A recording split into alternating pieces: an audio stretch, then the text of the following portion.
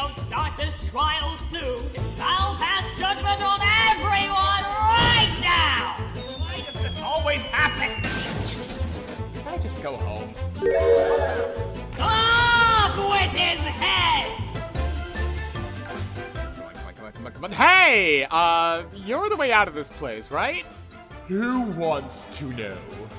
Well, hi, I'm Luckster. I'm currently running for my life, and I need to get out of this place as soon as possible. Can't it wait until morning? There he is! Oh! No!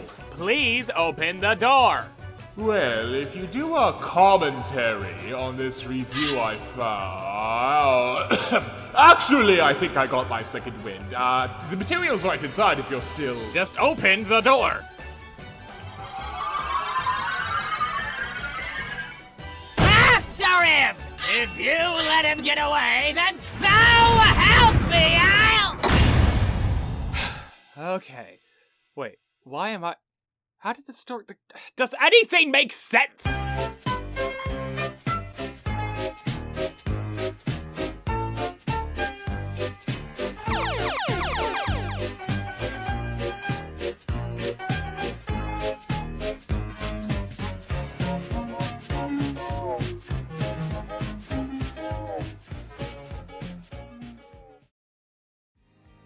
Hello, everyone! I am still alive and doing commentaries. That's supposed to be a joke, but frankly, with the way this year has gone, it feels like a legitimate clarification. Anyway, today's commentary is related to Penny's Big Breakaway. It's a 3D platformer and the first original game developed by Evening Star, a new indie developer that's made from most of the same people who developed Sonic Mania. A few months ago, a game reviewer called The Spoke Noah Lee made a video criticizing it, and I had a few issues with the review. Now with all that out of the way, let's get started. What do you mean you're locked? Simple. The door is locked from the other side. I'll show you the other side! After the release and massive success of Sonic Mania, Whitehead, along with many other developers who worked alongside him, formed Evening Star, and talks between this new studio and Sega began almost immediately for a potential Sonic Mania follow-up. However, these talks eventually fell through, and Sega decided to go with Sonic character creator Naoto Oshima's studio Arzest for the supposed follow-up, a project that would ultimately become last year's Sonic Superstars. This break with Sega caused Evening Star to fully devote themselves to their own project, which would eventually become today's subject, Penny's Big Breakaway. I think this history is very important not only to the story of this game, but to Evening Star as a company, because Sega deciding not to continue working with the developers that crafted the most successful and highly rated Sonic the Hedgehog game in decades was a bit of a shock to everyone, and I imagine it was one that hit Evening Star particularly hard, as by all accounts they were already gearing up to make said follow-up, to the point that they even began developing a new in-house 3D game engine, as Sega decided that they wanted the Mania successor to be 2.5D instead of sprite-based. I'd like to ask where you got this information from, partially because you didn't cite any sources in your description, so we just have to take you at your word, but mostly because your last statement just is not true. Evening Star didn't make a 3D engine just because Sega wanted a 2.5D game. They made the 3D engine purely so they could make their own original 3D projects. There was an interview with Christian Whitehead and Takashi Iizuka, the lead directors of Evening Star and Sonic Team respectively, where Whitehead stated Evening Star's main goal was to transition from developing 2D pixel games to full-fledged 3D titles. They did make a prototype Sonic game with that engine, but that wasn't a pitch to Sega. That was just to test out what they could do with their new engine. They weren't gearing up to make Mania 2, and weren't even turned down by Sega. All the interview states is that there was a discussion about the Mania successor, and that the discussions fell through. This could easily have just been due to mutual disagreements or creative differences, as opposed to Sega rejecting Evening Star outright. These are very important distinctions to make when discussing the development history, especially because... And while this is probably just a case of Sega preferring the pitch they got from Studio Arzest over the one they got from Evening Star, I imagine the Evening Star team had to sort of scramble to come up with their own project to fill the void left by the Sonic game that was never meant to be, and that desperate energy is unfortunately quite palpable in Penny's Big Breakaway. That does not line up with the pre-established facts, and paints an uncharitable picture about Evening Star. Again, Evening Star was founded so they could work on their own original 3D titles. Sure, the fact they didn't work on Superstars freed up time to work on Penny's Big Breakaway, but that doesn't mean Penny was made to replace the Sonic Mania successor. Not only are you putting Penny's Big Breakaway directly in Sonic's shadow when it was meant to be its own original idea, but you're assuming the game was born from the developers' desperate energy of wanting to follow up Sonic Mania. So already, it comes off like you're twisting the facts of the development history to push a faulty narrative. What do you mean dismembering the door didn't open it? Bring me my locksmith! So the problem isn't the level design, what is it? Well, a few things actually. The first of these is admittedly a minor one, but it managed to cause no shortage of frustration for me during the early moments of my playthrough, and that's the fact that for practically your entire journey, you're being chased by the aforementioned penguin guards that seek to capture you, and this, in my opinion, is just a straight up awful idea. As you're trying to race throughout each level, these guys will just pop out of the woodwork and try to dogpile Penny into submission. If 5 penguins manage to latch onto you, it's lights out and you go back to the last checkpoint. This, however, isn't really the problem, as I only ever got caught once by the penguins during my entire playthrough, mostly because they're really easy to shake off simply by swinging your yo-yo around. No, the real problem is that each time one of these guys latches onto you, which is very often, there's just this little bit of a hiccup in the game that's enough to throw off the rhythm of your momentum or can screw up the trajectory while jumping and cause you to miss a platform or slow you down just enough that you mess up a time trial or something like that. But isn't that the point? What you're describing seems like the type of enemy you would see in any video game, especially momentum-based platformers. The penguins get in your way and slow you down when they latch onto you, so you have to maneuver your way around the penguins and shake them off when they grab you, which is quick and easy to do since your own footage shows all it takes is one simple attack to shake a penguin off. They function in a similar way that enemies in other games do. Sonic enemies especially send you spiraling backwards for a few seconds, thus halting your momentum in a momentum-based game. These are obstacles that are meant to be avoided. If the penguins slow you down when they latch onto you, then that's the game telling you to avoid the penguins so you can keep the momentum going. That said, I will admit just because they function as enemies, that doesn't mean they can't be poorly designed. If they're difficult to avoid or hard to shake off, then that's a different story, and that is something Noah touches on a bit later.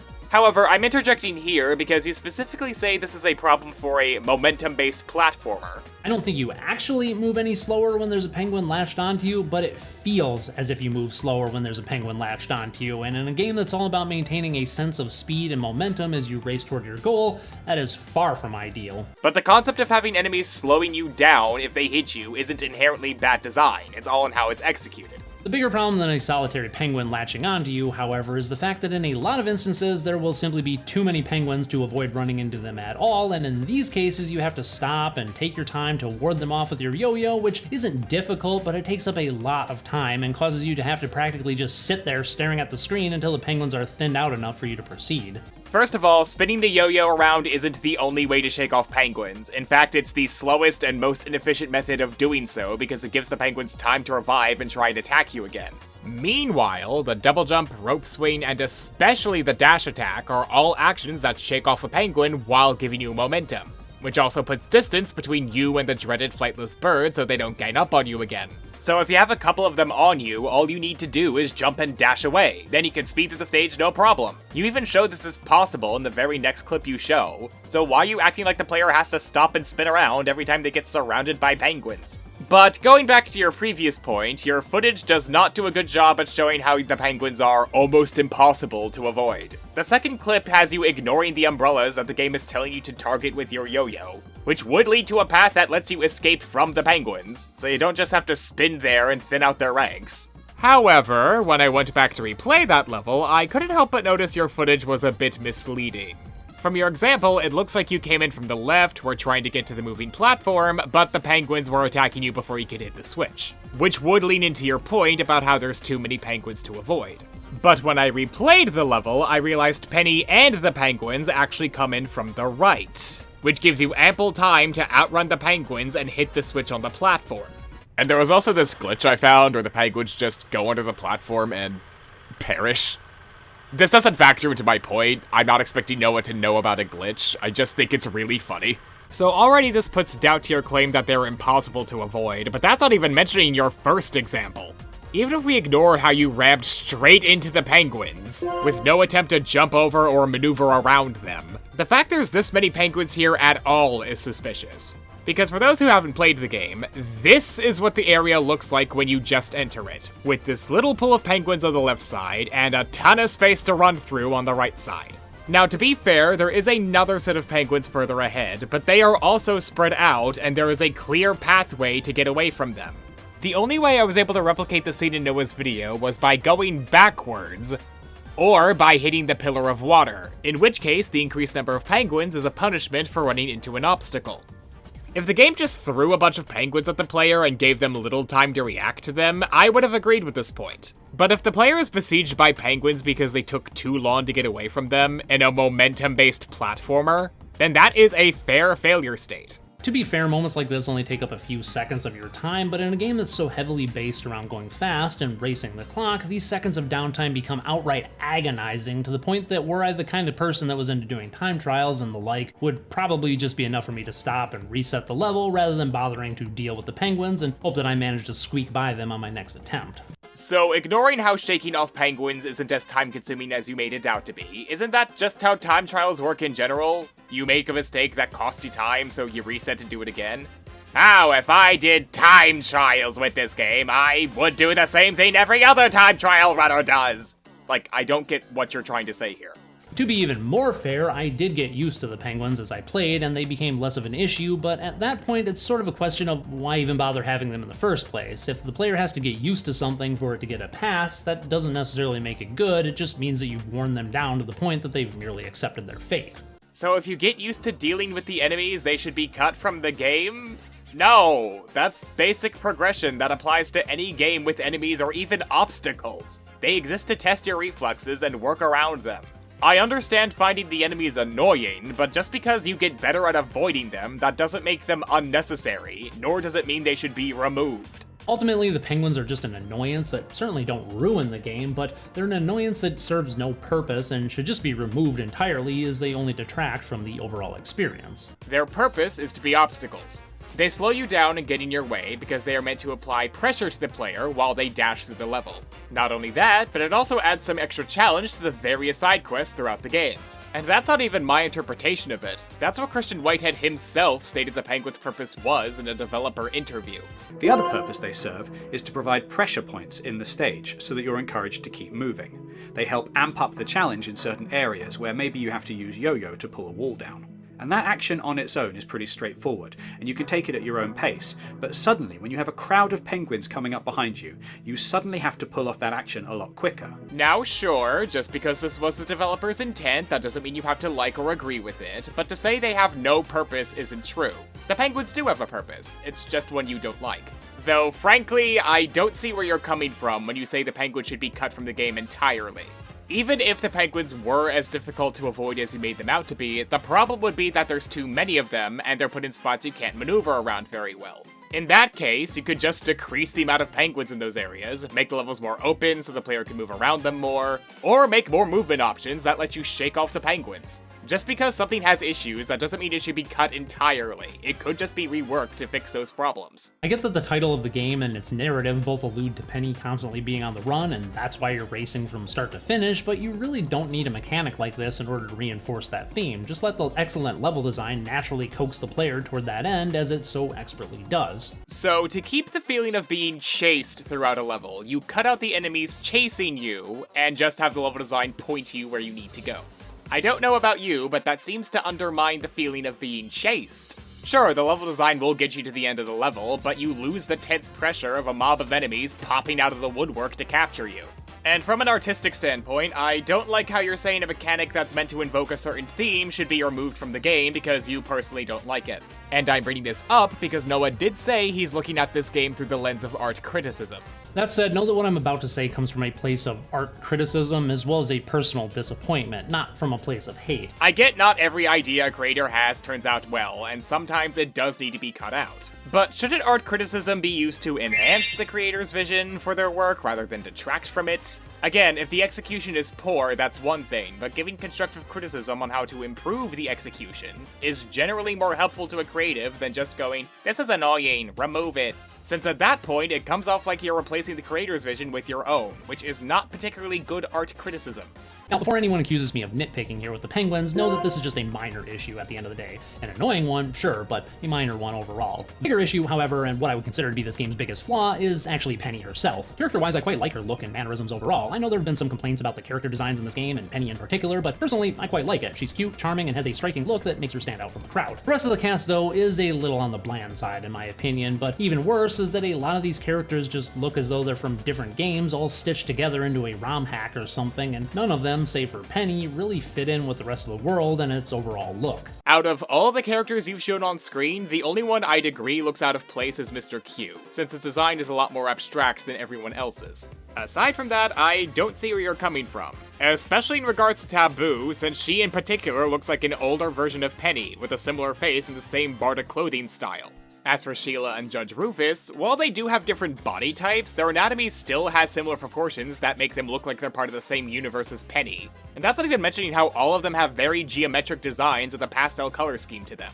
Sure, Sheila has a pirate theme, and Judge Rufus is a judge, but having different themes doesn't make them look like they're from different games. However, it's the way the Penny feels when moving about, as well as the overall control scheme of this game, that I take most issue with. The controls for this game, while not bad, are really odd and take more than a little getting used to. For starters, Penny's Big Breakaway actually has two different control schemes, Pro and Standard. Standard mode has your typical jump and attack buttons in their standard spots as face buttons on your controller, but Pro mode swaps them around so that you jump with the left shoulder button and attack using the right thumbstick, and while it's a neat idea, it's a lot more cumbersome than it should be, and for no real reason as far as I can tell. Maybe this is just a case of poor wording, but the Pro Controls don't swap around the button inputs. Your own footage shows the game lets you use the B button and L trigger to jump, as well as the A button and right stick for the yo-yo abilities. The Pro Controls don't swap around anything, it just gives you extra options to use their abilities with. I'm thrilled you hired my services, Your Majesty, but how am I supposed to pick the lock when you broke the door handle?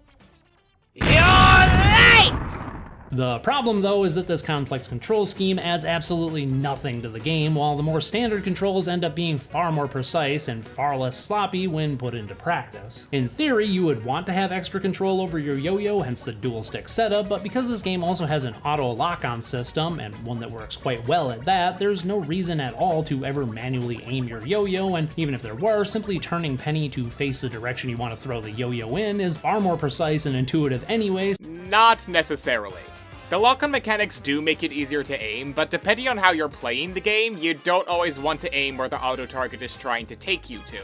In fact, many speedrunners of the game like to skip stuff such as zip lines and prefer to wombo combo their way over the gap to save time. And another thing that we skip is a lot of the zip lines. They're pretty cool because like you get a big cinematic camera, but they're also kind of slow because they cap your speed and you can't get off of them until like the end. So we try to skip as many of those as we can. And flicking the control stick in the direction you want to go is a shorter input than making Penny turn around and pressing a button. Sure, it may not seem that different while you're on the ground, like in your footage, but if you're doing a trick mid-air and want to course correct, then flicking the stick is a quicker option in that moment. While I understand the idea behind the dual stick setup from a game feel perspective, ultimately this strikes me as an attempt to innovate for innovation's sake rather than as a creative solution to an expected problem. Not to mention having to constantly flick the stick to both attack and dash through the air is more than a little tiring to the thumb, as it's not an action that's common to either video games or in everyday life. You don't have to do it all the time, though. The Pro Controls don't force you to use the right stick and left trigger to jump and attack. You're meant to use them in tandem with the standard controls to perform whatever action feels right in that moment. Again, it's not meant to replace the buttons, it's meant to be an extra option to give the controls more flexibility to the player.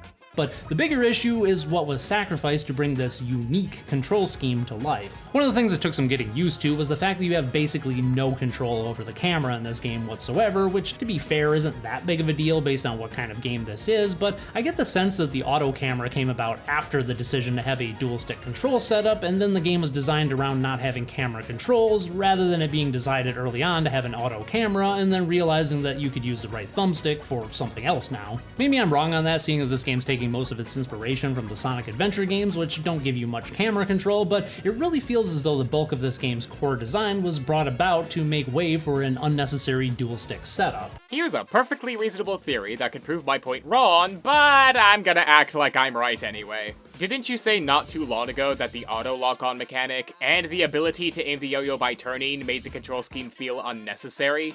Now sure, obviously the game was designed with the controls in mind, because making the level design match the controls is just game design 101. But to say that the stick controls were prioritized so much the game had to sacrifice other aspects of its design is a flimsy argument to make when there are so many mechanics that make them optional. The only aspect of the game you've shown that fits your argument is the fixed camera angle, but you've brought up a perfectly reasonable explanation for why the game would use that. And I know it's unnecessary because I played through the first half of the game forcing myself to use this control scheme because I wanted to see if this were just a case of the game doing something so wildly new and innovative that it had a bit of a learning curve to it and felt wrong at first. I wanted to give the game and the developers the benefit of the doubt. And while I did eventually get quite good at using this dual stick setup, the game never really rewarded me for taking the time to learn this awkward control scheme. Never was there a moment where something was easier to do once I had mastered the pro controls. Never was there a segment of a level that could only be reached by using my sick manually controlled yo-yo skills. Never was there a moment where the game even hinted that the pro control method was anything more than a harebrained idea someone on the team had that seemed new and innovative, but is ultimately just a far worse setup for 3D platforming controls than the standard, which by this point in video game history is so well refined and optimized that there's really not much room left for improvement. So, given your previous statement on how annoying it was to flick the control stick all the time, did you actually just play through the game without using the face buttons at all? Because as previously stated, the game does not force you to use the stick controls. The pro controls allow you to use the face buttons in tandem with them. This would be like if I complained about Sonic Mania not rewarding the player for only using one hand to control the game. Sure, you can do it, and it's impressive if you do, but at the end of the day, you're the one ignoring control options that the game provides. So for the second half of the game, I went back to the standard controls where on my controller, jump is X, attack is square, and lo and behold, nothing about the game changed in the slightest. If anything, it got a little better as I was now able to call upon 25 years of muscle memory. Yeah, so it got a little better, perhaps, but still not great, because even using a more standard control scheme, this game still kind of controls like crap. And this, once again, I feel is due to the developers' insistence on the pro controls for this game, as it feels as though they were so focused on making that work that they ended up half-assing the standard controls and bungling both of them in the process. Once again, if the regular control scheme is just as functional as the pro control scheme, then that doesn't really show how the bulk of the game's design philosophy was built around stick controls. Biggest problem is that there are just too many actions tied to too few buttons. Part of Penny's core moveset involves your typical double jump, which is fine, I guess, but pitifully short. Actually, her standard jump height is very shallow in comparison to most 3D platformers, and especially in comparison to the Sonic Adventure games. Furthermore, Penny just moves so slow when not riding her yo-yo to the point that anytime you have to walk, it feels as though you're moving through mud, and I found myself constantly bunny hopping in segments where I couldn't ride my yo-yo since your horizontal movement speed is slightly faster in the air than while on the ground. Okay, how is that the pro controls' fault?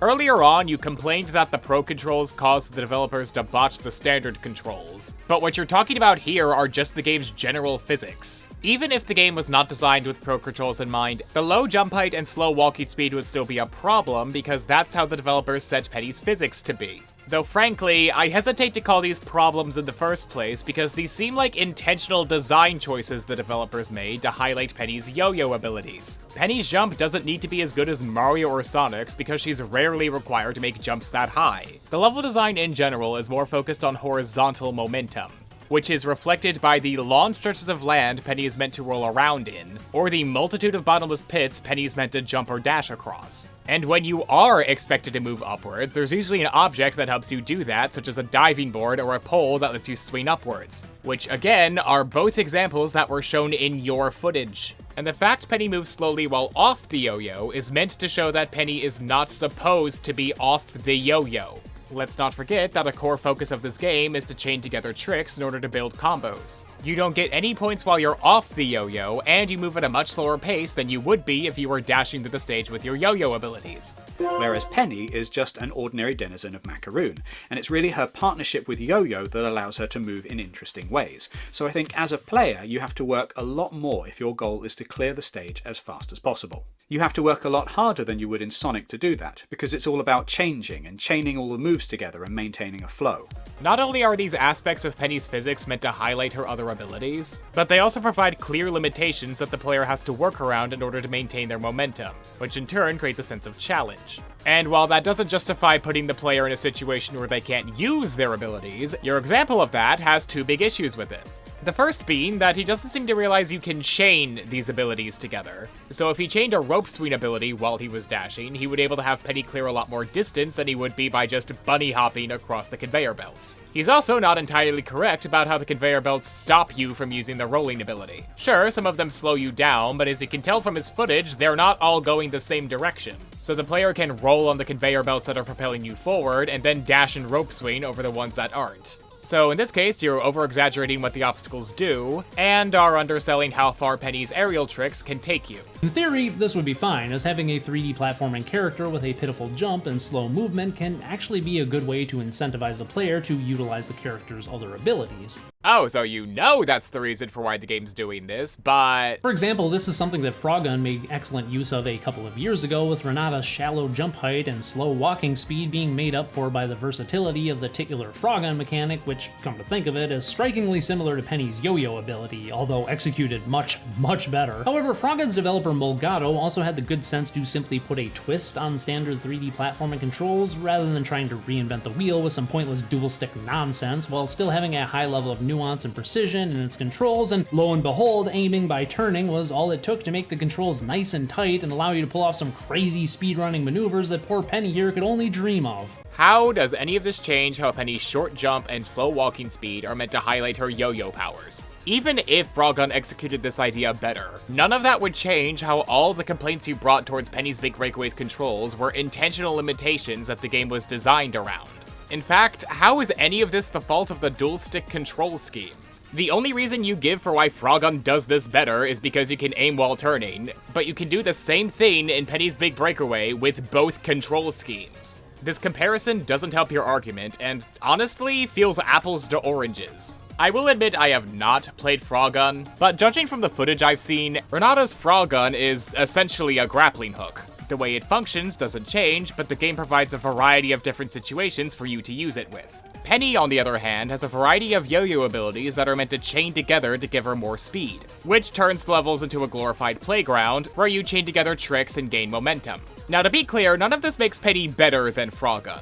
In fact, I could totally see why people would prefer Froggun's style of platforming, since it seems more methodical when compared to Penny's. But it's not fair to say one is strictly better than the other, since the games are clearly trying to go for different things. Even your example of a crazy speedrunning maneuver comes off as really forced because it's just cutting a corner to get to the exit of the level because the developers put it near the entrance for some reason. That wouldn't happen in Penny, sure, but that's because the levels are inherently more spaced out, not because Froggun is some crazy fast speed demon that Penny cannot compete with. Since Penny can't jump for shit, a lot of your mid-air control is covered by different yo-yo maneuvers, such as tapping the attack button/stick while in the air to gain some hang time, holding the attack button/stick to swing in mid-air from your yo-yo, or double tapping the attack button/stick to perform a mid-air dash. All this is fine in theory, and is actually a lot more interesting than simply running, jumping, and double jumping, but because it's all based on timing, and the fact that each maneuver gives you a different amount of horizontal movement, as well as the fact that you can only do each of these maneuvers once before hitting the ground,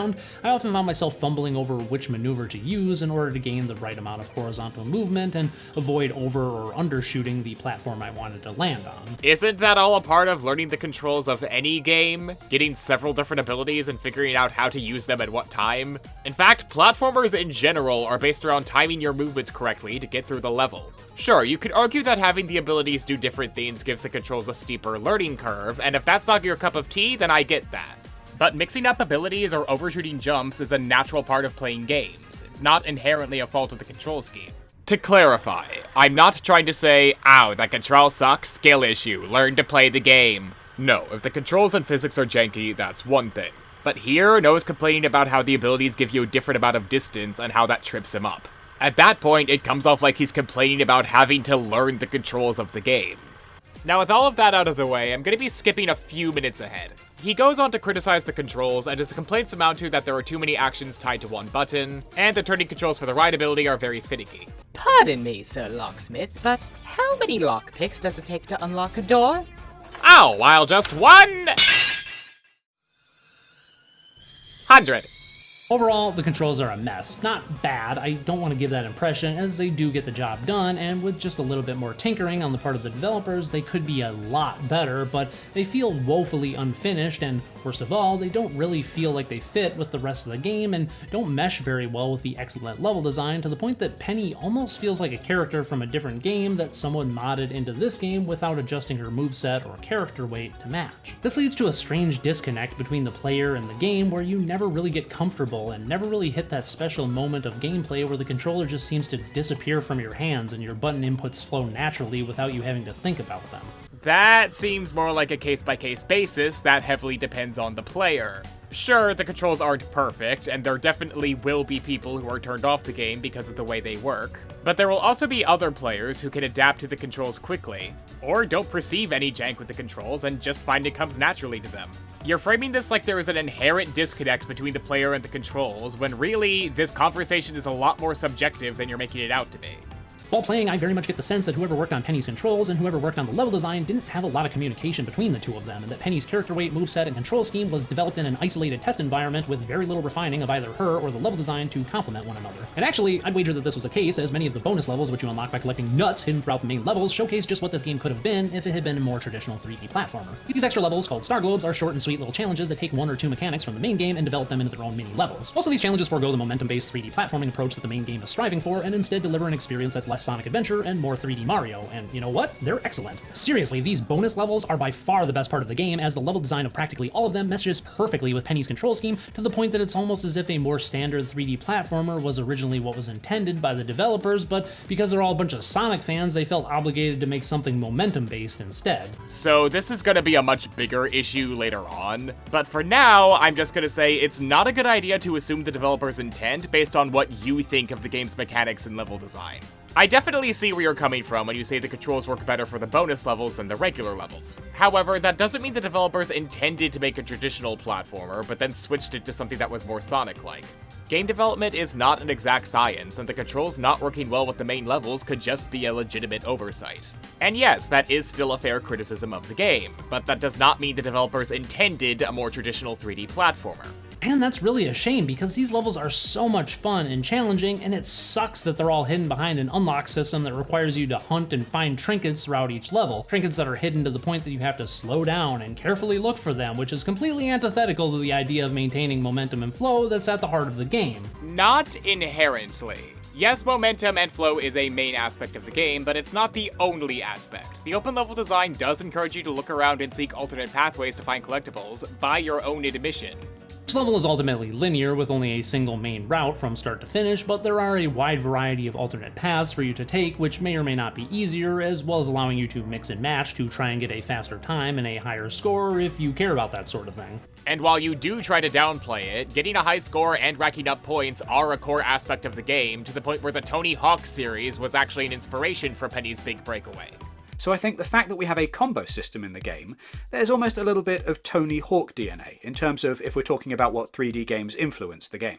The heart of the game isn't just go fast and nothing else. But even if it was, you don't have to slow down and carefully look for each collectible. In fact, they're normally either right beside or smack dab in the middle of one of these alternate pathways. And even your own footage shows the game provides a boost pad to help you pick up speed while getting the collectible. And come to think of it, another aspect that's completely antithetical to the heart of the game are the side quests this game shoehorns into each level by having 3 rando NPCs that you need to complete a task of some sort for. These tasks usually range from collecting a certain number of objects, delivering an item to another character later in the level, destroying some obstacle, etc. The problem with these is a similar one to finding nuts hidden throughout the level, in that they force you to stop, figure out what the NPC wants, and then occasionally deviate from the route you intended to take in order to complete these tasks. Okay, claiming these go against the flow of the game makes even less sense. Most of these side quests are on the beaten path to the goal, and the few that aren't are on a linear side path that's dedicated to said quest. Most of the objects you need to collect are either put in the middle of said pathway, or are just straight up given to you at the start of the challenge. Just because Penny is a momentum-based platformer, that doesn't mean you will always go fast all the time. It means the game will make you work to maintain said momentum, especially if you want a high score. So having side quests that encourage you to beat the stage with finesse still fits the flow of the game. Worse yet, some of these tasks are on a timer which starts ticking down the moment you interact with the NPC, with you having to quickly read the text blurb to figure out what you're supposed to do, but because the timer is already super tight, you're almost always guaranteed to fail these time challenges your first time around, because the amount of time it takes to read what needs to be done is just enough time to ensure that the clock will run out before you complete your task. Are we ignoring that the type of object and the amount you need to collect are both highlighted in bright red? Or how the text box on the top of the screen stays put while you're moving around the stage, which means you don't have to stop to read the text? Now sure, if you're just starting the game and don't really know how the quests work, I can understand stopping to read the text. But once the player realizes most of the quests amount to collect thing, destroy thing, deliver thing, then the player will realize they only need to read the thing they need to collect, destroy, or deliver. And this is ignoring how this only applies to the first time you're playing through a level. So if you're replaying the level to complete the side challenges, then you don't have to stop and read the text because you already know what the game's going to throw at you. That said, I will admit that is trial and error, and yes, not every player will like that. But as previously stated, working to maintain momentum is a core aspect of the game. So regardless of whether or not you like the side quests, they don't go against the heart of Penny's Big Breakaway. Really, the only reason you'd want to do these tasks for these NPCs anyway is because it increases your score multiplier at the end of the level, but since going fast and reaching the goal as quickly as possible is also factored into your score, these two aspects are, once again, completely opposed to one another, and I'm sure this is something that could be quite annoying for the 3 people left in the world who care about getting a high score. These tasks are completely at odds with one another, Noah says while completing a quest without stopping, while getting style points for chaining yo-yo tricks together. If doing tricks and helping civilians boost your high score, that shows the game isn't forcing you to go as fast as possible to beat a stage. Sure, it's a factor, but it's not the deciding factor. I'm not one of those people, so I just ignore these side tasks entirely as they're really half-assed and kinda tedious to complete anyway. Actually, NPCs are a bit of a problem in general, as there are just a ton of them littered throughout each level to the point that they end up getting in your way and slowing you down a lot of the time. You did not bump into an NPC a single time throughout that clip. There was one NPC in the way, but Penny is able to avoid it with no issue. Your footage should not be contradicting you. I don't know who thought it was a good idea to place them on yo-yo tracks and ramps in positions that ensure that you'll almost always run into them and come to a screeching halt unless you know ahead of time that they're there, but whoever it was doesn't deserve a Christmas bonus this year. Tiny Tim can fucking starve for all I care. So, would now be a good time to mention the layoffs?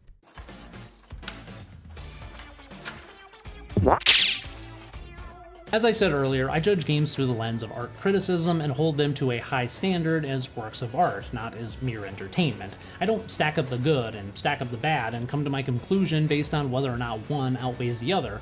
I take it all as a whole and try to come up with what the essence of the game ultimately is. I'm sorry, I don't see that in your criticisms. The structure of your review ultimately amounts to this good, this bad, controls bad, level design good, collectibles and side challenges bad, bonus levels good, gameplay bad, music and atmosphere good.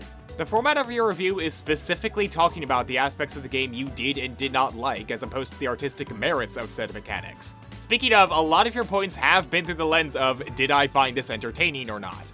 The penguin section was a good example of this. From an artistic standpoint, their purpose is to enhance the feeling of being chased while adding pressure on the player, but because you thought they were annoying, they should be removed. Your complaint with the boss fights is solely about how their attack pattern is predictable. Then there are the bosses, and they suck, ranging from either far too easy and predictable like Emperor Eddie the Sumo and Eyeball Boy here, to frustrating as hell like this giant penguin robo that you have to battle on conveyor belts, or this Metal Sonic ripoff race that probably would be the best boss in the game if it weren't for the aforementioned core issue of the controls not matching the level design. Which is much more of a gameplay-focused perspective than an artistic one, not to mention the side quests, which are meant as mini-challenges which encourage you to play through the level with finesse, but because you found them to be tedious, they're shoehorned in and don't work with the rest of the game. In fact, I don't think you touch on the game's writing at all, aside from the initial plot synopsis. And while the story itself isn't Shakespeare, there is a message about how narcissism and pride can ruin entertainment. And that message is seen through our main antagonist, Emperor Eddie. He hosts a gala every year where he is the only act to perform. He used to have a stage partner that gave the act some variety, but he ended up driving her away. So every year, he performs the same strongman act that everyone thinks has gotten stale, until one day, he opens up auditions for new acts to join the gala.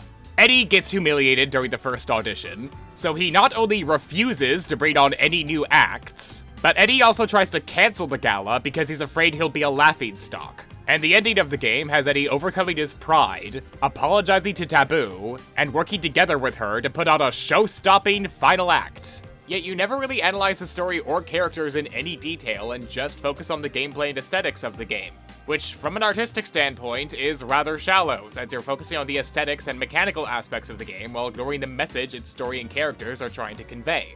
And when viewed through that lens, Penny's Big Breakaway just isn't all that impactful, but even worse, it lacks that crucial aspect that separates all meaningful works of art from the mediocre dreck. It just doesn't have heart. And here is where the assumptions about the developers start to rear their ugly head.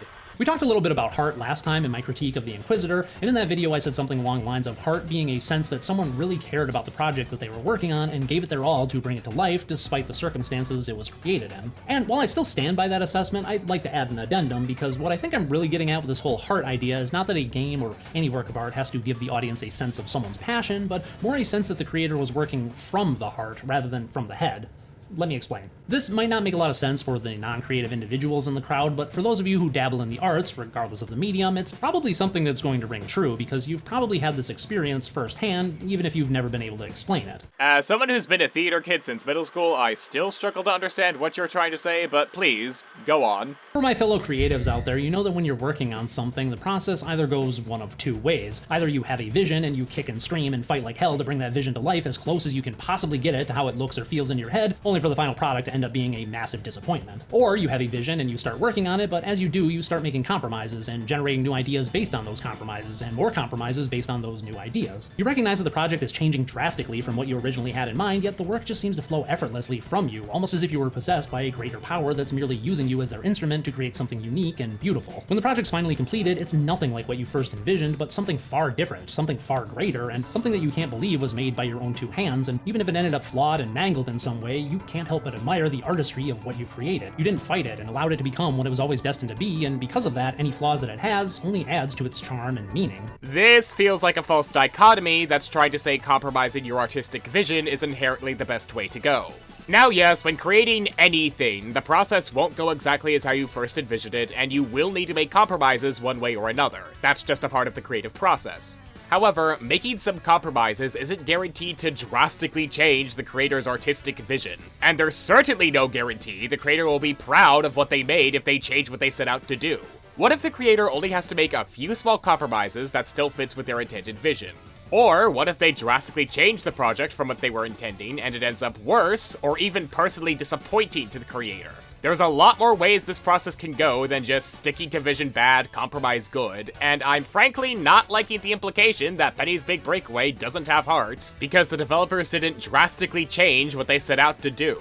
That's what I'm talking about when I say that something has heart, that was the state that the work of art was created in, and I believe that that's what separates good art from bad art, the intuitive sense that something was created spontaneously and irrationally and with an inexplicable magic rather than being cold and calculated and thoroughly thought out and carefully constructed to hit all the perfect beats to give the illusion of quality and polish, but never once touching someone on a deeper level of artistic wonder. You are heavily romanticizing the creative process of making art. Good art isn't just born from being completely spontaneous and going with your gut instinct and what feels right. Creating art is a mixture of having creative ideas and using your skills and knowledge of your chosen field to put those ideas into practice. Of course you have to calculate and think through whatever elements you're putting into a game. In order to design something, you need to know how all the moving parts work together and affect the finished project. That's the whole reason creators start making compromises to begin with. They realize the visions in their head wasn't working out, so they decide to change something to make it work. It's not just good art is spontaneous and bad art is calculated. You need creativity, skills, and planning to create something on a large scale. Though frankly, I don't like how we're discussing this in terms of good art and bad art to begin with. Art is not inherently good or bad. It is art. It is an expression of the creator's imagination. Filing art into good or bad is undermining what the art is trying to say, because we're ignoring the message of the art piece in favor of determining whether or not it fits into your specific tastes. You said earlier that you don't just stack up the good or the bad of the game and instead look at it as an artistic whole. So why are we then taking the game and deciding whether it's ultimately good or bad art rather than taking it as a whole for its good and bad aspects? It's a very black and white aspect of art criticism, which is concerning here since it seems like you're trying to get away from that. Speaking of which, I especially don't like how you're claiming that thinking through what you're doing will lead to your art never connecting with someone, since that is heavily subjective and highlights why I don't like the good or bad metric for determining art. Since there are an infinite amount of stories, themes, and experiences an art form can contain that can connect with people, so claiming that bad art can't touch someone on an artistic level is a very difficult claim to prove, since that heavily depends on who experiences the art. And I just don't get that sense with Penny's Big Breakaway. I get the sense that Evening Star were too afraid to let the project be what it wanted to be and had to fight it from start to finish so that the final result came as close as it could to the momentum-based 3D platformer they envisioned when they first began. I get the sense that Penny's Big Breakaway, the project itself, wanted to be something else. It wanted to be a more traditional 3D platformer along the lines of what is found in the Starglobe stages, yet the developers were too stubborn to change their vision. Alright, you keep saying the game wanted to be this, the game wanted to be that. The developer didn't let the game be what it wants to be, and that's another problem I have with this manifesto. The game doesn't decide what it wants to be. The developer decides what it wants to be. The game isn't this mystical force that possessed the developer so it could come into being. No, it's an idea the developer had and wanted to create, so they contracted the talents of multiple other people to bring that vision to life. If the developers have complete creative control over the project and are on the same page, then they're the ones who get to decide what the game wants to be. Though, to be perfectly honest, what you're describing sounds less like the game isn't what it wants to be, and more like the game isn't what you want it to be. You liked the bonus levels more than the main game because it was more streamlined and fit better with the controls. You also didn't like the penguins or the side challenges because they got in the way.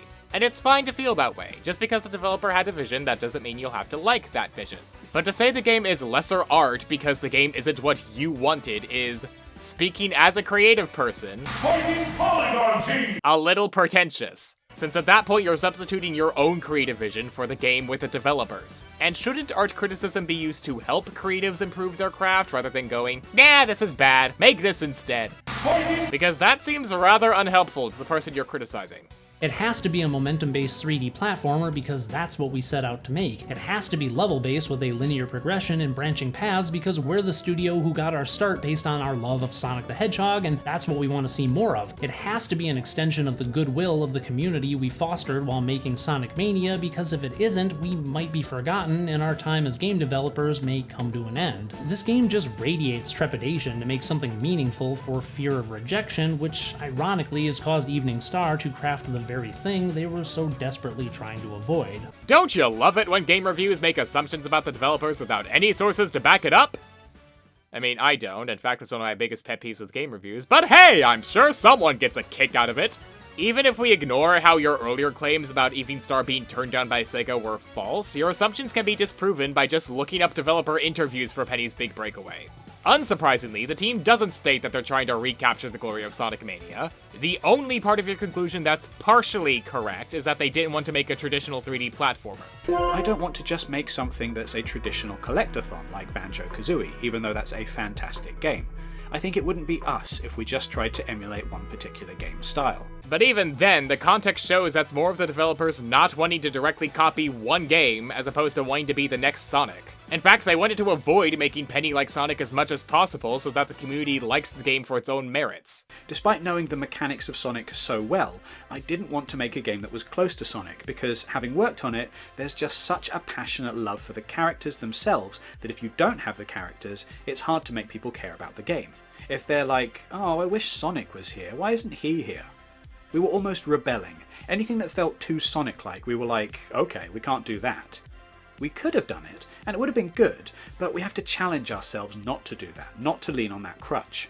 I think the challenge is, how can you take the core idea of momentum, but then use it with totally different constraints and goals for the actual stages that you play through? Because there's a lot of different ways you can approach a platforming game. So trying to say that the game had no heart because it's desperately trying to recreate Sonic is not only an unfounded claim, but is a little insulting. And I especially feel that way after reading this bit from the end of the Game Hub interview, where Christian Whitehead explains how each member of the team had their own creative say in the game, and especially this last bit where they talk about how fulfilling it is to put out a game that has a little piece of yourself in it. There clearly was heart put into Penny's Big Breakaway, but because you didn't look up the developer's perspective of the game, you're ignoring it and are pushing a twisted, inaccurate narrative of what you think the developers thought while making the game. If you're going to make a statement about the artist's intent, then as a critic, you need to look outside your own perspective and research what the artist was going for, because otherwise your critiques are presumptuous and ill-informed.